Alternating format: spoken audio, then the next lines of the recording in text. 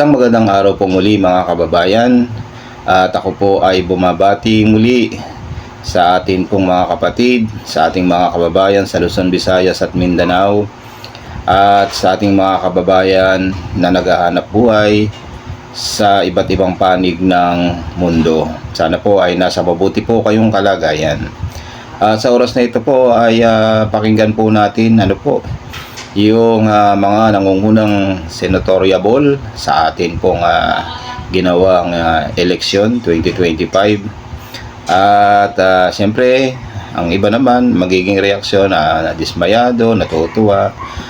Yung iba naman nagagalit. Ayan. Maaaring ibang reaksyon dyan, dinaya.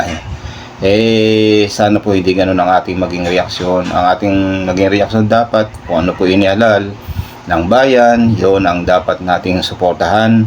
At doon naman po sa mga naging senatoriable, sana po ay kanilang panindigan na yung kanilang ipinangako na pagtulong sa mga mahihirap, sa mga mamamayang Pilipino. At pakinggan po natin mula po dito sa UNTV.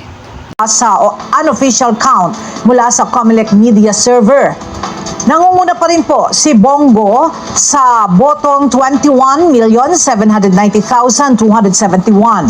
Aquino Bam, 16,823,771. Bato de la Rosa, 16,685,378.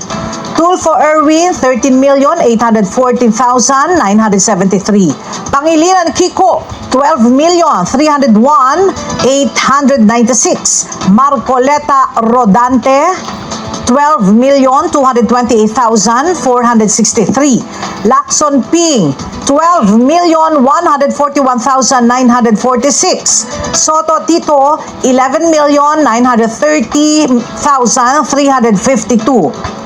Sa number 9 naman po, Cayetano Pia, 11,711,494.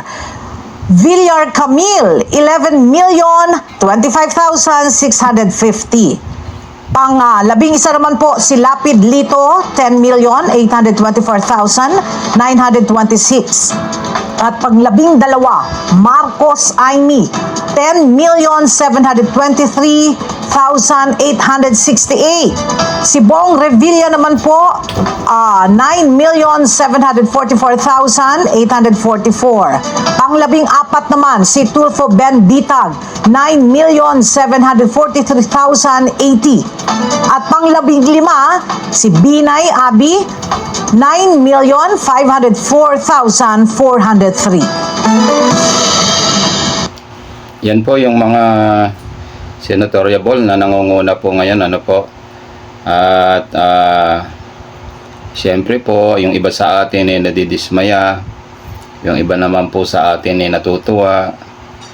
Kung ano man po ang ating maging reaksyon, kung ano man po yung nasa ating kalooban, tanggapin po natin at na maluwag.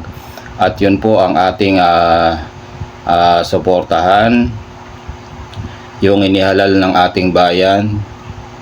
At kasi po, kung hindi po natin yun ang susuportahan at magiging kumbaga sa kontra tayo ng kontra, hindi po magagawa nila ng tama ang kanilang trabaho.